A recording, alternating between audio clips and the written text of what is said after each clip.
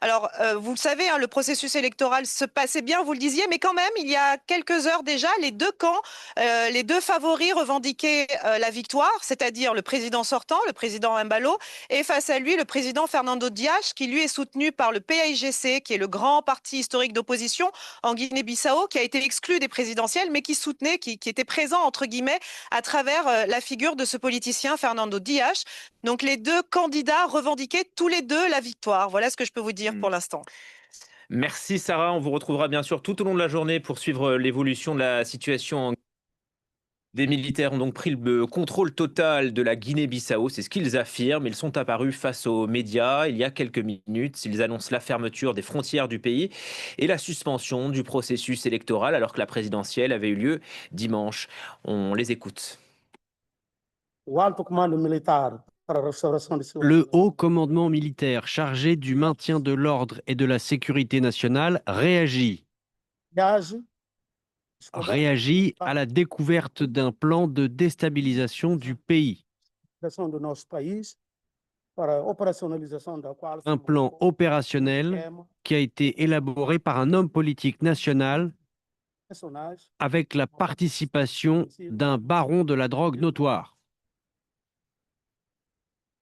nacionais estrangeiros, bem como Le plan découle aussi d'une action à l'étranger dont le but est de tenter de manipuler les résultats électoraux. foi descoberto La mise en œuvre de ce plan a été découverte par les services de renseignement de l'État qui ont mis au jour un dépôt d'armes de guerre. de guerra. Voilà, annonce donc du haut commandement militaire pour la restauration de l'ordre, Marc Perelman. Ce groupe aurait destitué le président Mbalo que vous avez eu au téléphone. Oui, c'est vrai que la situation reste confuse, c'est pour ça qu'on doit rester prudent. Évidemment, je me suis entretenu avec le président destitué, au dire des militaires, Malo Sissoko, il y a 1 heure environ, très brièvement. Il m'a confirmé, je peux vous confirmer que c'était lui au téléphone, c'était bien sa voix, qu'il avait bel et bien été renversé. Qu'il était à l'état-major et qu'il ne pouvait pas vraiment me parler, mais enfin, il m'a quand même confirmé qu'il avait été destitué, mais visiblement, il avait encore la possibilité de communiquer. Voilà tout ce que je peux vous dire. C'est également ce qu'il avait dit auparavant à nos confrères de Jeune Afrique. C'est vrai que ça paraît un petit peu étonnant qu'il puisse encore communiquer en ayant été destitué. Reste à savoir si c'était juste temporaire et que si ce communiqué qui vient d'être lu met fin à sa présidence ou non. Voilà ce qu'on peut dire à ce moment de l'après-midi. Il faut juste rappeler que la Guinée-Bissau est un pays qui a non seulement connu des coups d'État, mais aussi beaucoup d'annonces de coups d'État qui n'en étaient pas vraiment. Et rappelons peut-être le contexte électoral, puisque là, le processus est suspendu. On attendait les résultats officiels demain. On attendait les résultats officiels demain, et c'est vrai que du côté du camp du président, il avait affirmé qu'il avait gagné avec 65% des voix. Dès le premier tour, oui. Voilà, dès le premier tour. Du côté de l'opposition, ce qu'on nous a laissé entendre, c'est que il y aurait eu une volonté de la part du président de forcer la commission électorale à annoncer sa victoire. Mais là aussi, tout ça est à prendre avec des pincettes. Hein. J'ai juste regardé la chronologie récente. Hein. En février 2022, le président Mbalo avait déjà dénoncé un putsch. En décembre 2023, bis repetita, il dénonce une tentative de putsch avec des affrontements entre la garde nationale et la garde présidentielle. Et il y a encore quelques semaines, fin octobre, plusieurs officiers auraient été arrêtés parce qu'on les soupçonnait de vouloir fomenter un putsch. Donc c'est pour ça que entre les coups d'État, les rumeurs de coups d'État, les dénonciations de coups d'État qui n'en étaient pas, en fait, il faut rester prudent. C'est vrai que la lecture de ce communiqué par un groupe de militaires en armes, c'est évidemment ce qu'on attend généralement quand un coup d'État se déroule. Reste à voir ce qui va se passer. Est-ce que le processus électoral est bien suspendu? Est-ce que le président Mbalo est arrêté, destitué? On le saura sans doute très rapidement. Les dernières infos donc sur France 24. Voilà.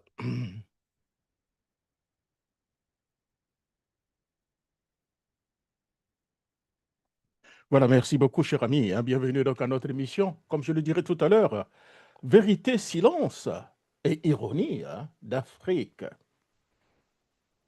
Oui, cher ami, c'est bien cela l'Afrique, malheureusement. Bonsoir à tous et bonsoir, chers auditeurs d'Afrique 2050. Bienvenue donc à notre émission, Jacques Roger Show, Brimbe Ivorian Dream Back Again, votre rendez-vous donc d'analyse, d'éclairage et de vérité, parfois d'ironie nécessaire. Ah oui, nous avons l'habitude parfois de faire donc des émissions très ironiques que certaines personnes apprécient beaucoup d'ailleurs.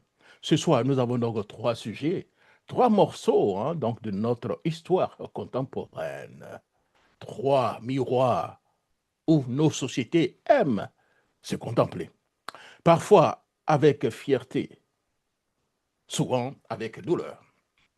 Nous parlerons donc d'abord donc du silence politique qui a donc livré donc la Côte d'Ivoire aux rebelles, une vérité qui ressort aujourd'hui avec donc des révélations croisées, voilà, de Konaté Sidi qui je crois l'autre s'appelle comment? Naviguer, voilà, naviguer Konaté et puis de Blé-Goudé. Oui, nous retournons encore dans le Moyen Âge. Au pays du Fauboyant aujourd'hui, des références. Konaté Sidiki, Naviguer Konaté et consorts. Alors qu'on veut sortir donc de la situation dans laquelle nous sommes. Mais apparemment, d'autres personnes s'y sentent beaucoup plus à l'aise. Ils veulent encore nous tirer vers le bas. Ensuite, donc, nous méditerons ensemble sur donc une réalité incontournable. Quand l'argent achète donc les consciences, et une histoire simple, mais redoutable et révélatrice. Oui, bienvenue donc à notre mission. Et enfin, un détour donc sur la Guinée-Bissau avec donc un chapitre que seuls donc nos pays savent donc écrire. Il faut savoir partir, mais certains ne savent même pas, ou bien ne savent plus comment revenir. L'arrestation donc d'Omaro Sissoko Embalo en plein palais présidentiel. Oui, installez-vous. Nous commençons. Nous avons donc des sujets assez importants. Nous commençons avec, si vous voulez, donc le silence qui ont donc livré la Côte d'Ivoire aux rebelles. Vous avez écouté les déclarations de Blé Goudé. Il aime bien ça. Blé Goudé en perte de vitesse avait besoin donc d'une affaire rocambolesque, une affaire pour vraiment se mettre encore au centre de l'actualité. Ce monsieur a décidé donc d'aller aux élections présidentielles en accompagnant Simone Gbagbo. D'aucuns disent que c'est lui-même qui aurait manipulé Simone Gbagbo afin qu'elle parte aux élections. A créé donc la confusion entre Simone Gbagbo et Tidiane Thiam au sein donc du CAP, parce qu'il avait déjà son agenda. Il n'avait pas intérêt à voir M. Thiam, pourquoi pas président. Parce que Thiam président, nous sommes partis peut-être pour 10 ans. Alors que Ouattara président, selon lui, avec tout ce qu'il y a comme les tests, ça sera 5 ans. Blé Goudé a besoin donc de se positionner. Oui, il a même accepté donc d'aller aux élections sans avoir donc des assesseurs, des représentants donc dans les bureaux de vote. Could you believe it? Donc, quelle était réellement l'intention de ceux-là en allant aux élections sans avoir des représentants des bureaux de vote? Oui, that's a big deal. Mais le plus souvent, c'est qu'en Côte d'Ivoire, on ne se focalise pas sur ce qui est assez important. On aime les clashs. Nous ne posons pas de questions. Nous ne demandons pas gorge à ces individus, à ces personnes. Voilà pourquoi nous nous retrouvons le plus souvent donc dans des situations assez compliquées. Oui, mesdames et messieurs, il arrive que l'histoire d'un pays se joue non pas donc dans des discours politiques ou bien dans des discours publics, mais dans des salons filtrés, des chuchotements, les compromis nocturnes. Oui, c'est bien la Côte d'Ivoire.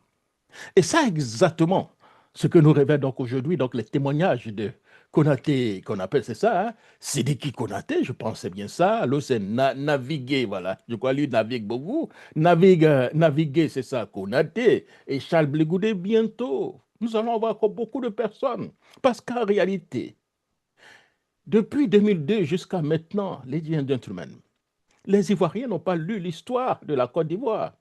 On n'a pas eu réellement de procès. Ceux qui ont fait des coups d'État, des tentatives de coups d'État, des rébellions, ont trouvé des moyens de s'amnistier eux-mêmes. sans qu'il y ait une justice. Ce qui veut dire que vous et moi, nous ne savons vraiment pas ce qui s'est passé. Et comme les mêmes causes produisent pratiquement les mêmes effets, ne soyez pas surpris que cela revienne. Parce que ceux-là même qui ont tenté de détruire notre démocratie, détruire la Côte d'Ivoire, n'ont pas rendu compte, ne se sont pas expliqués, ont été amnistiés, sauvés même. Voilà des tueurs, je l'ai dit, un gentleman qui occupent des postes, je l'ai dit, très importants dans nos pays. Ils n'ont jamais été jugés. Oui, les gentlemen, nous sommes dans une situation très critique. Oui, et c'est bien ça. Alors, nous allons partir donc d'une rencontre, pas d'une rencontre secrète, décisive. Croyez-moi, pour moi, ce n'était même pas important. Mais étant donné que ça peut nous permettre donc d'engager donc un débat, d'ouvrir donc le débat et d'exploiter donc les failles, nous sommes obligés donc de faire une émission afin, chers amis, pour nous, de donner notre point de vue sur tous ces faux deals, ces faux complots. En réalité, tous ceux qui sont arrivés au pouvoir, qui viennent au pouvoir, inventer certainement des excuses pour arriver au pouvoir. Ah oui, certains me diront, oui, on ne voulait pas me donner des cartes d'identité. Ah oui, oui, quand vous étiez en Côte d'Ivoire, vous étiez mal. On a vu tout cela. Tout cela a été des prétextes, parce que ce qu'ils voulaient, c'est le pouvoir. Ils ont eu le pouvoir, qu'est-ce qu'ils en ont fait? Le général Gueye a eu son pouvoir, qu'est-ce qu'il a dit? Il est arrivé. Ah oui, on va vous commander aussi. Qu'est-ce qu'il a fait, le général Gueye? Il est devenu dictateur. Plus dictateur qu'Henri Konan Bédié qu'il a investé. Laurent Gbagbo arrive aussi. Oui, Laurent Gbagbo qui avait tenté à un moment donné de jouer donc les démocrates, mais autour de lui, c'était devenu une dictature. Ensuite, M. Ouattara arrive. Et aujourd'hui, ce que nous voyons, c'est donc un quatrième mandat de façon donc que nous connaissons. Oui, ils ont trouvé des prétextes parce que nous avons prêté le flanc. Nous n'avons pas réellement cherché à comprendre. Nous n'avons pas lu l'histoire. Nous avons continué et nous continuons encore. Avançons et nous avançons. Oui, on parle ici donc d'un huis clos, donc à 4 figures majeures. Donc, est-ce qu'on peut parler de figures majeures? Bon, on peut dire de 4 personnes, oui. Laurent Gbagbo, oui, il est majeur. Simone Gbagbo, oui, elle veut devenir majeure, mais en réalité, oui. Blé Goudé, puis Soro Guillaume. Ah, la Côte d'Ivoire. Voilà, donc ceux qui ont dirigé le pays pendant 10 ans où il y avait donc la rébellion. Ils ont créé les petits combines, rien que pour rester au pouvoir. Je me souviens, dans le temps, il y a certains qui disaient non, ne désarmez pas, la rébellion nous arrange. Oui, la rébellion nous arrange. Une rébellion qui est en train de massacrer les Ivoiriens. Des gens ont eu le courage de dire que cette rébellion nous arrange. Parce qu'on n'a rien dit et on a laissé cela passer. Une réunion selon eux stratégique, trop très stratégique, et dont l'impact va donc inventer donc le pays jusqu'à aujourd'hui. On se pose la question, pourquoi on n'a pas parlé de ça depuis? Nous étions où? En 2000 quoi? En 2002, 2003, 2004, 2005, 2006? Vous comprenez? Aujourd'hui, nous sommes en 2025. Ah, 15 ans après, 20 ans après, on vient nous parler encore d'une histoire qu'on aurait déjà su. Pourquoi maintenant? Pourquoi Blé Goudé parle de ça maintenant? Il vient donc répondre à Demba qui a parlé il y a 6 ans, 7 ans. Pourquoi maintenant? Non, les gens nous prennent comme des gaous. Ils cherchent toujours à nous manipuler. Vous comprenez? Ils souffrent sur ils se comportent comme des souris. Parce que la souris souffre sur sa plaie, mais en réalité, elle est en train donc de te mordre. Et c'est ce qui est en train de se passer. L'exigence n'est pas humiliante. Présenter donc des excuses à Soro Guillaume, qu'est-ce qu'il y a beaucoup pour moi? On parle d'humiliation, il n'y a pas d'humiliation là. Soro Guillaume que vous avez accepté Premier ministre, c'est aussi clair. Vous l'avez accepté, vous l'avez plébiscité Premier ministre. Alors, si vous manquez de respect au Premier ministre, vous présenter des excuses. Pour moi, il n'y a pas de big deal. Ou bien Blé Goudé pense qu'il est mieux que Soro Guillaume. Oui. Ah oui, que lui, Blé Goudé, il va s'engenouiller pour demander des excuses. Mais oui, il est le Premier ministre. Il a fait sa rébellion. Vous n'avez pas pu le vaincre. Il est devenu Premier ministre. Vous manquez du respect au Premier ministre, vous présentez des excuses au Premier ministre, les gentlemen. Blé Goudé l'a dit. On lui a donc demandé donc de présenter des excuses donc au chef rebelle. Ah oui, aujourd'hui, Soro Guillaume, c'est ça. Au moment où il était donc le Premier ministre, M. Gbagbo, où on les voyait main dans la main. Oui, on avait oublié un temps soit peu qu'il était rebelle. Ah oui, c'est bien cela. Dans quel pays sommes-nous? Dans quel pays démocratique donc un leader civil doit-il s'excuser devant donc un homme qui tient donc la République sous les menaces des armes? Non, mais en réalité, dans cette situation, est-ce qu'au moment où il était Premier ministre, il avait donc les armes? Peut-être que son entourage avait encore les armes. Ah oui, mais vous le saviez.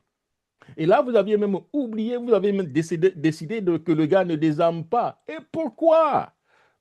Oui, pourquoi? Cher ami, nous n'avons pas lu l'histoire. Je vous avais dit que si vous mettez encore M. Ouattara au pouvoir, nous allons encore repartir pour un éternel recommencement.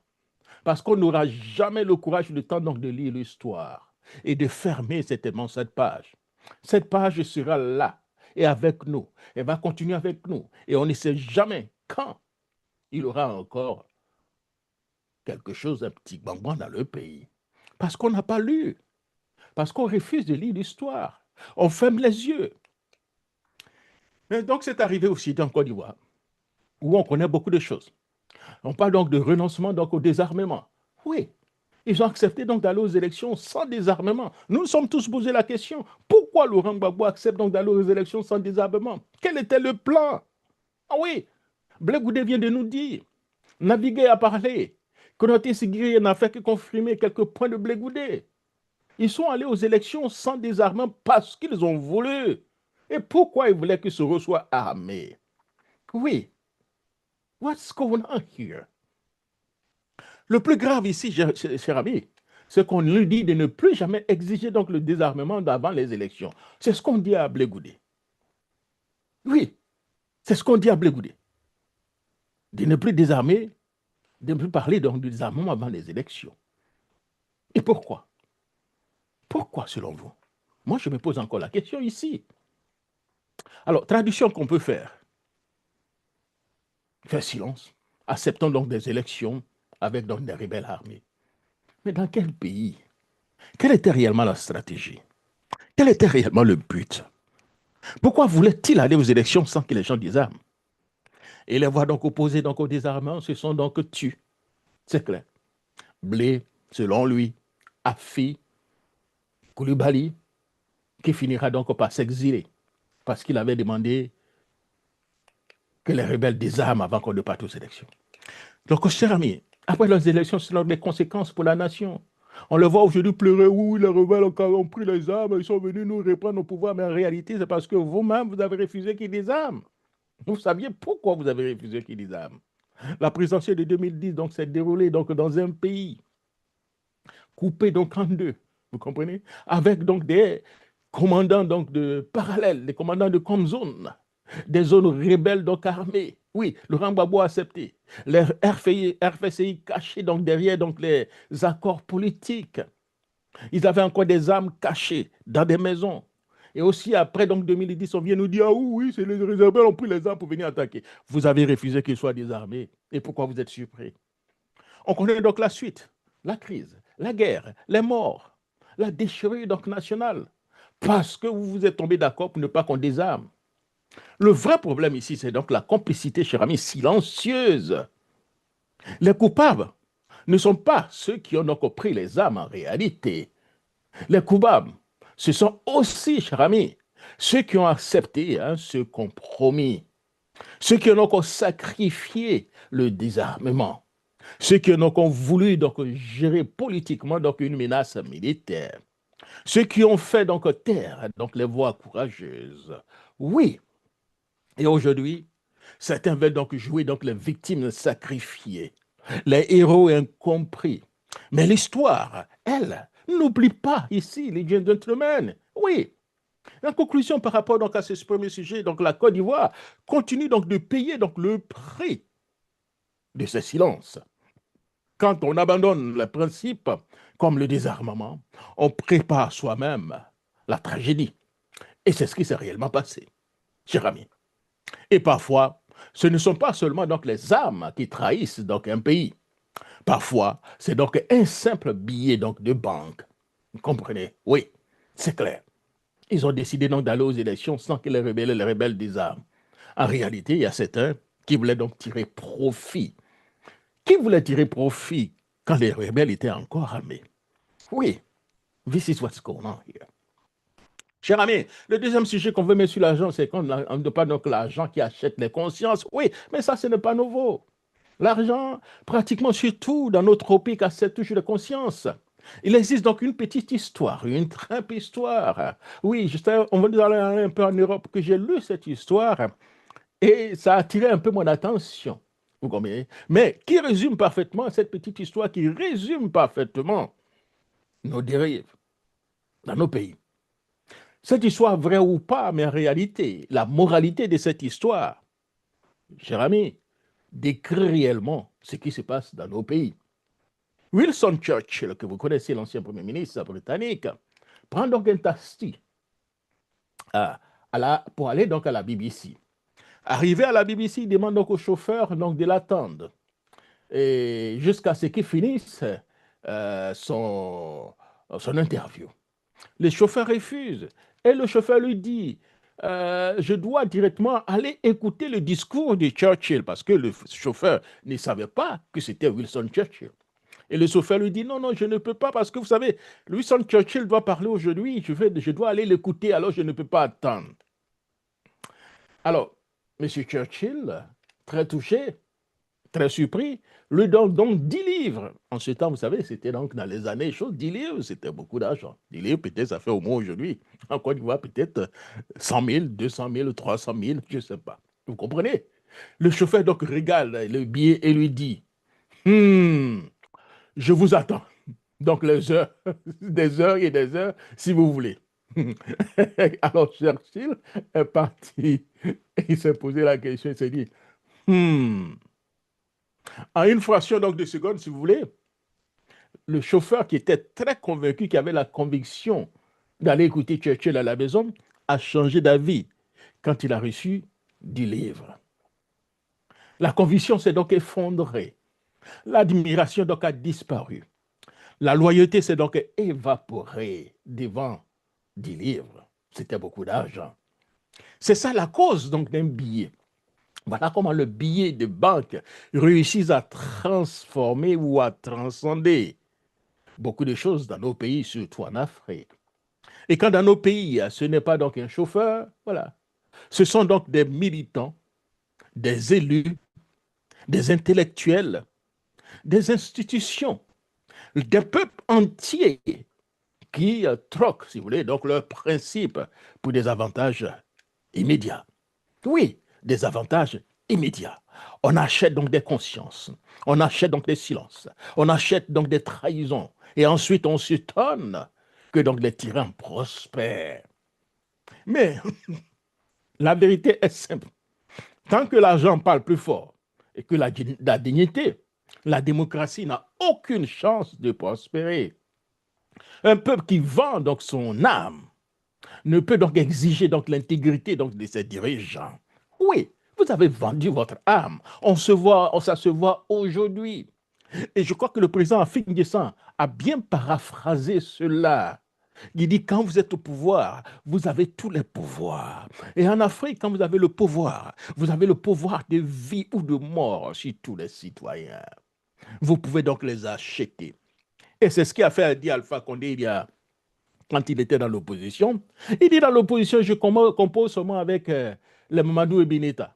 Quand je vais arriver au pouvoir, tous ces intellectuels, je vais donc les acheter pour venir travailler avec moi. Ça résume réellement ce que nous vivons en Afrique. Celui qui a l'argent est roi. Celui qui a l'argent est plus intelligent. Celui qui a l'argent a les idées. Celui qui a l'argent peut diriger. Et le plus souvent, on fait fi. Le plus souvent, on ne parle même plus donc d'analyse. On ne parle plus donc de réflexion. La réflexion devient l'argent. Dieu argent réussit à transformer un homme convaincu à un homme qui vient suivre. Et à peine a-t-on donc fini donc de parler donc de dignité dans cette situation, qu'aucun sujet donc ne nous rappelle à quel point certains dirigeants prennent donc leur peuple pour donc des figurants. Ils ne les considèrent même pas. Il suffit seulement de jeter donc des billets de banque et pour eux, c'est déjà fait. Oui, voilà la situation dans laquelle nous sommes. Et la moralité ici, il faut savoir partir. Il faut savoir partir, comme le disait donc le prêtre. Il faut savoir partir. Oui, il faut savoir partir. Mais certains ne savent même pas, ou bien ne savent même plus comment revenir. Ils ne veulent pas partir. Ils veulent rester au pouvoir pour faire 1, 2, 3, 4, 5, 6. Tant qu'il n'y a pas un coup d'État, ils ne partiront pas. Ils trouveront toujours des excuses pour rester au pouvoir. Prenez donc, allons-y donc dans la direction de la Guinée-Bissau, puisque c'est l'actualité. Omar Sissoko Embalo, ancien putschiste lui-même devenu président, a été donc arrêté donc dans son propre bureau ce mercredi, donc 26 novembre 2025, vers donc midi. Oui, midi pour certains, c'est donc l'heure donc du déjeuner. Pour lui, ce fut donc l'heure du game is over, pour ne pas dire game over. Il a confirmé lui-même à Jeune Afrique, et même à, je crois, France 24. Et pourtant, 5 jours plus tôt, il s'auto-proclamait donc vainqueur donc d'élections présidentielles à plus donc de 65% au premier tour, selon donc son propre comptage maison. Et on sait, cher ami, dans la foulée, on s'arrête aussi, vous comprenez, hein? On s'est dit, le chef d'état-major, vous comprenez, le chef d'état-major, le ministre de l'Intérieur, le vice-président ou bien le vice-chef donc d'état-major, oui, ils ont été aussi arrêtés. Quand c'est vraiment donc la démocratie se dérègle ici, tout le monde descend donc du véhicule. Oui, et c'est pourquoi il faut savoir partir, les gentlemen. Et la morale est simple. En Afrique de l'Ouest, donc les coups d'État naissent pour sauver donc la démocratie. Malheureusement, nous sommes arrivés dans une situation où beaucoup d'Africains, le coup d'État vient sauver la démocratie. Le coup d'État vient permettre l'alternance.